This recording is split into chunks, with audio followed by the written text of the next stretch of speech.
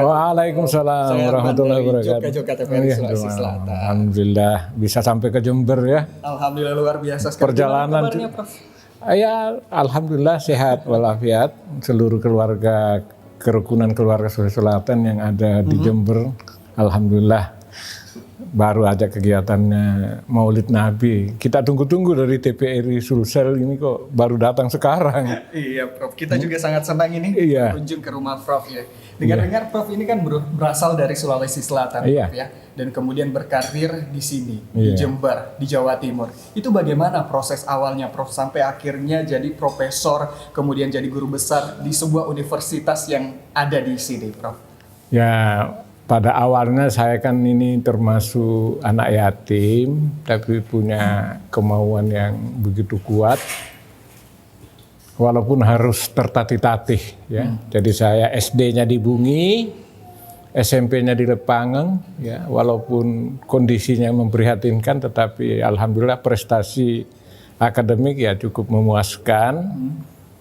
Kemudian masuk ke lanjutan ke SPIN ya, menjadi MAN di Parepare ya. Setamat dari sana karena kepingin jadi guru agama di SD,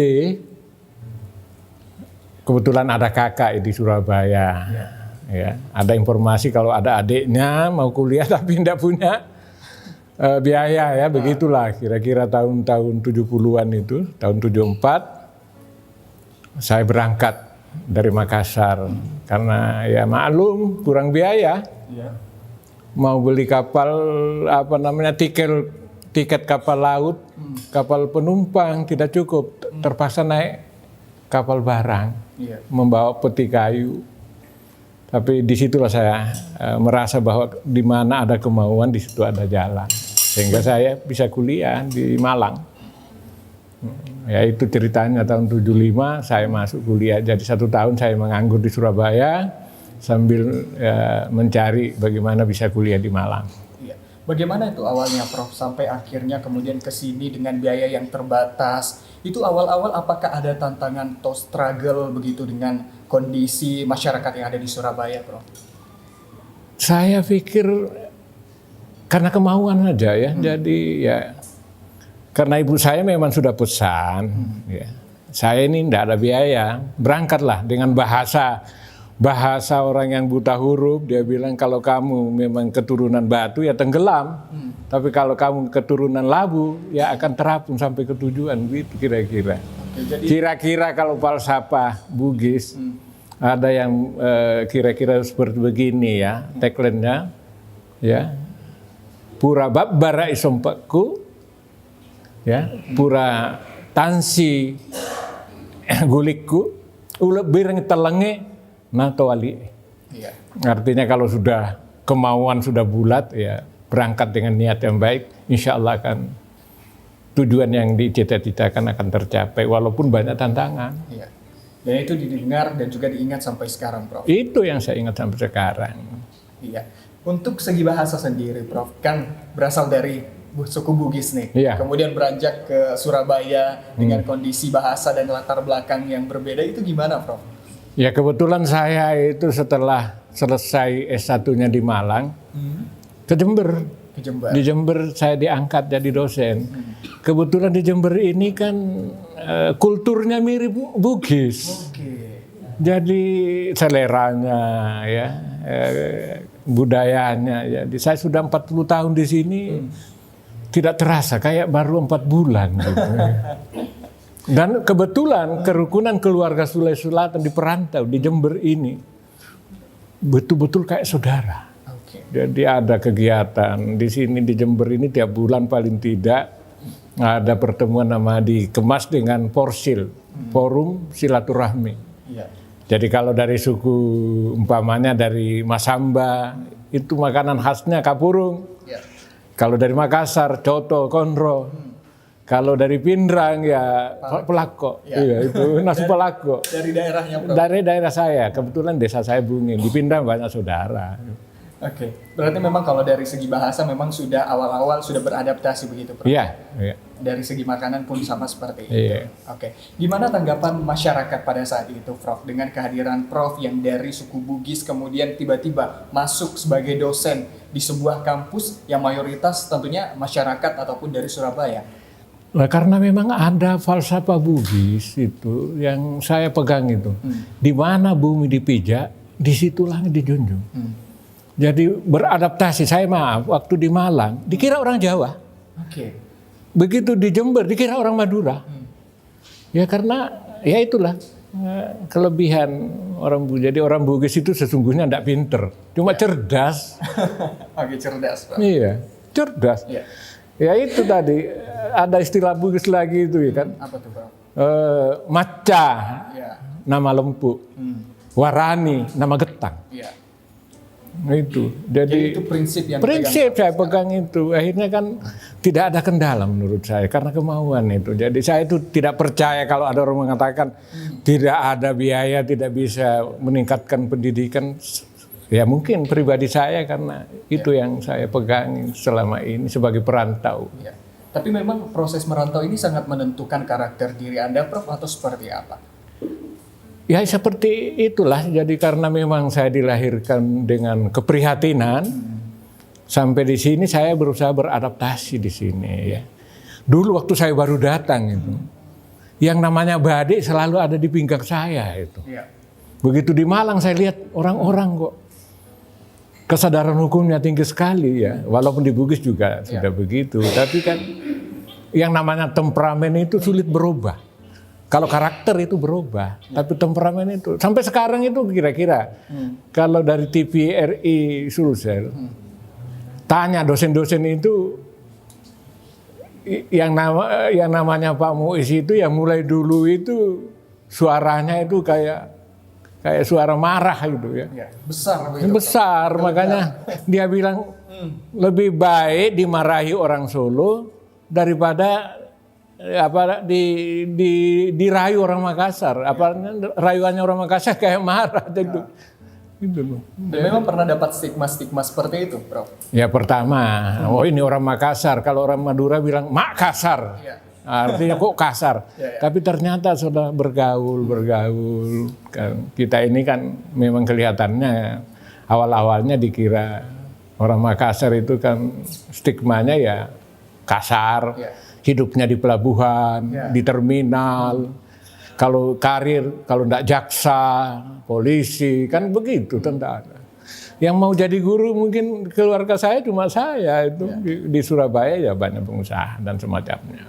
Tapi memang peluang masyarakat Sulawesi Selatan untuk berkarir di Surabaya ataupun di Jawa Timur itu seperti apa, Prof? Loh, waktu saya kuliah di Malang itu ya yang banyak membantu ya kerukunan keluarga Sulawesi Selatan ya karena banyak juga pejabat di sana itu ya tinggal di asrama. Kita kalau umpamanya bulan puasa buka bersama kita dijemput oleh pejabat-pejabat di IKIP dulu masih IKIP banyak dosen dari Makassar di kepolisian juga banyak di tentara itu rampal hampir orang Bugis semua itu sehingga komunikasi kita bagus, ya cuma memang awal-awalnya sering terjadi semacam konflik-konflik. Karena kalau baru dari Makassar itu biasanya kan tahun-tahun 70-an saya pernah terjadi ya ada pengeroyokan kepada orang Bugis karena memang belum tahu. Setelah lama akhirnya ternyata orang Bugis itu penampilannya kayak batu karang tapi hatinya kayak sarung sutra gitu. Lembut. Ternyata saya sudah 40 tahun berkarir di sini, alhamdulillah. Baik mahasiswa sesama dosen itu tidak pernah terjadi hal-hal yang tidak diinginkan. Iya. Dan Prof ini juga pemirsa merupakan dekan, juga pernah menjabat dekan dan saat ini saya di swasta tahun 84, saya berhasil mendirikan satu fakultas di sana. Jadi saya baru kira-kira 1 tahun di wisuda sudah jadi pembantu dekan. Iya, luar biasa sekali, Prof. Jadi dekan 16 tahun di swasta. Ya. Kalau di Stein, ya saya dekan di Tarbiyah itu. Dulu namanya jurusan Tarbiyah pertama 96 sampai tahun 2000-an gitu. Ya. Sering menghadapi mahasiswa dari Sulawesi Selatan? Ada juga di sini. Tapi ya ada yang kasus yang baru-baru ini ya agak lucu. Iya. Kenapa tuh, Prof? Ada kesulitan skripsi, pengujinya nanya, kamu dari mana? Dari Sulawesi Selatan. Kenal Prof Muiz? Loh itu masih paman saya. Langsung diluluskan. Itu juga ada hikmahnya juga. Artinya ya orang ya memang mungkin karena performance saya ya begitu supel ya. Saya tidak muji-muji diri sendiri, tapi kalau sudah di antara 400 dosen kalau tanya mungkin saya merasa paling kaya dalam arti ya kaya hati lah gitu ya, dia bukan karena harta dan semacam. Berarti memang kekeluargaan itu betul dibangun, Prof ya. Apa kira-kira yang menjadi pesan Prof kepada para pemirsa ataupun sahabat Joka-Joka yang menyaksikan konten TVRI Sulawesi Selatan ini, Prof, terkait awal merantau, kemudian pesan-pesan yang ingin disampaikan kepada mereka? Saya mohon karena mungkin masih ada teman-teman dari Sulawesi Selatan yang ingin merantau, baik cari ilmu maupun karir-karir yang lain, ya cepat-cepat beradaptasi ya. Falsafah orang Bugis itu di mana bumi dipijak, di situ langit dijunjung. Dan kalau merantau itu harus diniatkan ya, dengan kemauan yang bulat seperti falsafahnya tadi itu. Kalau sudah layar terkembang pantang ketepian ya. Jadi harus betul-betul ya, jangan sampai mengecewakan orang yang kita tinggal. Saya kira perantau dari Sulawesi Selatan yang ada di Jawa Timur, kebetulan saya juga penasihat KKS wilayah Jawa Timur. Saya lihat baik di Surabaya maupun di sini ya, bagi mereka yang cepat beradaptasi, insya Allah berhasil itu yang penting. Dan harus punya kemauan keras, apapun. Karena ada karakter saya lihat orang Bugis, terutama yang dalam tanda petik ya, punya keturunan umpamanya. Kalau di daerahnya itu malas, tapi begitu dia merantau, betul-betul rajin apa saja dikerjakan. Bahkan saya ketemu ada beberapa yang kalau di sana ya di dalam strata sosialnya, tapi sampai di sini tidak ada bedanya, terutama di kerukunan keluarga Sulawesi Selatan. Walau saya profesor umpamanya, tidak ada bedanya dengan teman-teman di sini. Akhirnya kayak saudara. Itu dibuktikan pada waktu COVID-19. Kira-kira 2 tahun lebih kita tidak pernah ada pertemuan. Begitu ada pertemuan, kayak orang kesurupan semua ini. Ya saling berpelukan. Tidak lihat siapa yang dipeluk itu ya. Saking persaudaraan. Ya jadi saya masih punya saudara di Sulawesi Selatan. Itu lebih akrab dengan di sini seperti ketua KKSS. Bahkan bapaknya sekretaris itu justru dia yang melamarkan saya waktu kawin. Padahal saya punya keluarga banyak di Surabaya. Begitu akrabnya kerukunan keluarga Sulawesi Selatan.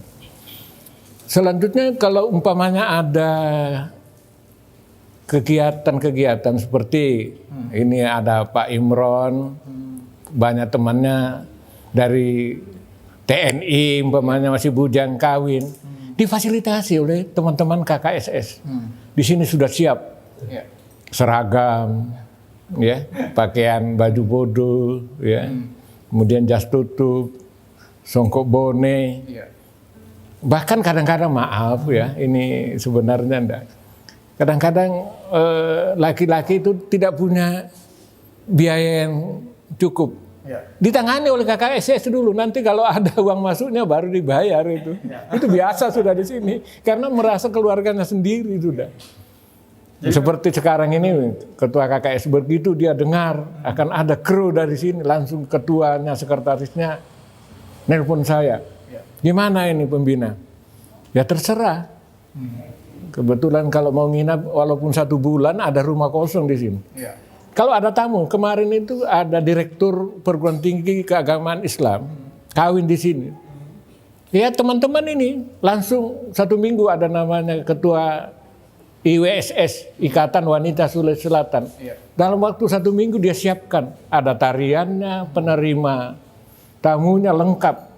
Kaget dia dari Jakarta. Akhirnya rektor UIN itu diserahkan kepada saya supaya menyiapkan penerima tamunya. Tidak jadi panitia dari, kebetulan kan direktur perguruan tinggi, panitianya mau diambilkan dari dosen, tidak perlu. Saya punya teman-teman dari KKSS yang siap. Dalam waktu 3 hari yang namanya Ibu Sri, Mas Sri Dadi dan teman-teman mempersiapkan. Kemudian Pak Usman Leki, Pak Haji Burhan sebagai sekretaris mempersiapkan segala sesuatunya tanpa pamrih. Ya, berarti memang peran KKSS ini sangat luar biasa, Prof. Ya, alhamdulillah. Ya, kalau Prof sendiri menilai KKSS perkembangannya di Jawa Timur itu seperti apa, Prof? Ya, saudara tahu sendiri kenapa diarahkan ke Jember. Berarti kan Jember itu yang paling yang dipercaya. Surabaya memang mungkin secara kuantitas, biar didengar Ketua KKSS Jawa Timur ini, Pak Muslim. Itu memang perannya sangat luar biasa. Luar biasa, kompak. Ini kan baru pulang semua dari mana? Hanya ditelepon sama Pak Usman sama Bu Burhan. Nanti di rumah Milenia, rumahnya Prof Muiz, akan ada tamu dari TVRI Sulsel. Langsung, ini tadi ada yang mau kemana-mana. Demi solidaritas warga, diprioritaskan. Jadi ya gitulah. Termasuk kebutuhan-kebutuhan yang lain. Tentunya kita juga berterima kasih Prof sudah diterima dengan baik di sini. Ya saya kira mau nginap sampai 3 hari kamu joka-joka begitu. Ya terpaksa yang akan menerima ada kekecewaan tersendiri. Ini sudah disiapkan destinasi. Ya. Ini Pak Burhan sudah siapkan akan dibawa ke Watuulo, yang ini mau disiapkan akan. Tapi ternyata ya kan waktunya terbatas, kita juga memahami. Jadi kecewa itu hanya bahasa basi saja gitu. KKSS memang sangat luar biasa. Kita juga diterima sangat luar biasa. Dan Prof, ini kan dari Pinrang begitu. Apakah akan terus menetap di Jember, Prof, atau justru nanti di masa tua akan kembali ke Pinrang, kemudian juga akan berada di Sulawesi Selatan, Prof? Ya istri saya sudah di sini. Saya tiap tahun juga pulang. Ya, tiap tahun bahkan waktu saya dikukuhkan jadi guru besar, yang saya undang hanya 6 orang, yang datang 63, 8 hari di sini, 3 kali makan 1 hari, bayangkan. Ya untung ada KKSS, yang membantu. Istri saya masih mengajar, saya juga masih ngajar karena ada KKSS. Alhamdulillah. Oke. Prof, terakhir Prof, harapan baik maupun KKSS ataupun kepada perantau asal Sulawesi Selatan untuk menapaki karir di dunia ataupun di perantauan itu seperti apa, Prof? Saya kira karir apa saja menurut saya yang penting